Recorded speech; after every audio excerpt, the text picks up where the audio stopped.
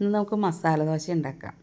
അതിനുവേണ്ടി ഞാൻ 1.25 ഗ്ലാസ് അരി, 1 ഗ്ലാസ് ഉഴുന്നും കുതിർത്തി വെച്ചത് ആണ്. പിന്നെ അര കയ്യിൽ ചോറും ഇത്ര ഇട്ട് അത് മുങ്ങത്തക്ക വിധത്തിലുള്ള വെള്ളം ഒഴിച്ച് നല്ലപോലെ അരച്ച് ഇനി നമുക്ക് പാത്രത്തിലൊഴിച്ച് വീർക്കാൻ വയ്ക്കാം. ഞാൻ രാവിലെ അരച്ച് വെച്ചതാണ്. ഇതേ 3-4 മണി, ഇപ്പോൾ വൈകുന്നേരം 4 മണിയായി. നല്ലപോലെ വീർത്തിട്ടുണ്ട് സോഫ്റ്റായിട്ട്.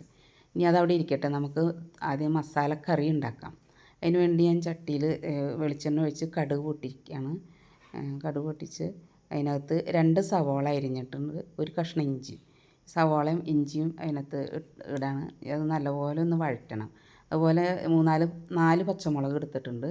ആ പച്ചമുളകും ഇതിനകത്ത് കൂടെ ഇടണം. ഇനി നല്ലപോലെ ഒന്ന് വഴറ്റിയിട്ടുണ്ട് കേട്ടോ. ഇനി ഇത്തിരി മസാല, ഒരു 1/4 ടീസ്പൂൺ മസാലയും കുരുമുളക് പൊടിച്ച് ഞാൻ 2 ടീസ്പൂൺ വെച്ചിട്ടുണ്ടായിരുന്നു. അതിൽ 3/4 ഭാഗം ഞാനിപ്പോൾ ഇടുന്നുള്ളൂ. അത് കൂടി ഇട്ട് നല്ലപോലെ ഒന്നും കൂടി വഴറ്റാം.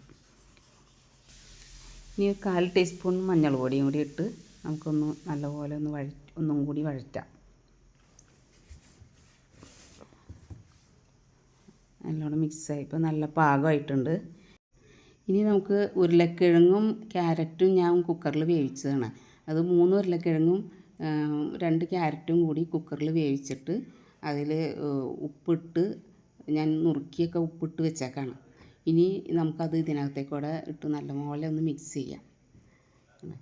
ഇതായി. ഇനിയിപ്പോൾ ഞാൻ ഒരു മുറി തേങ്ങ എടുത്തിട്ടുള്ളൂ, ഒരുപാട് വേണ്ട. ഇത് ഒരു കൊഴുപ്പിന് വേണ്ടിയിട്ട് ഒരു മുറി തേങ്ങ എടുത്തിട്ട് ഞാൻ ആദ്യത്തെ പാൽ പിഴിഞ്ഞ് മാറ്റി വെച്ച് രണ്ടാമത്തെ പാലിടത്. ഇത് ഒന്നൊഴിച്ച് ഒന്നങ്ങോട്ട് കുഴമ്പ് രൂപത്തിലായിട്ട് നമുക്ക് ആദ്യത്തെ പാൽ ഒഴിക്കാം.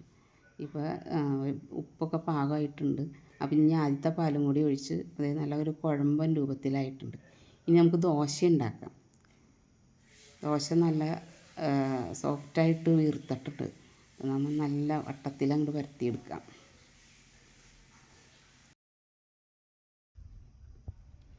അപ്പം നല്ലോണം മുരിഞ്ഞിട്ടുണ്ട്. ഇനി നമുക്ക് ഇതിൻ്റെ ഉള്ളിൽ ഒരു കയ്യിൽ മസാലക്കറി ഒരു കയ്യിൽ അങ്ങോട്ട് വയ്ക്കാം. അപ്പോൾ ഇനി പാകമായിട്ടുണ്ട്. ഇനി നമുക്ക് മടക്കി പ്ലേറ്റിലേക്ക് എടുക്കാം. എന്നിട്ട് ചമ്മന്തി കൂട്ടി കഴിക്കാം.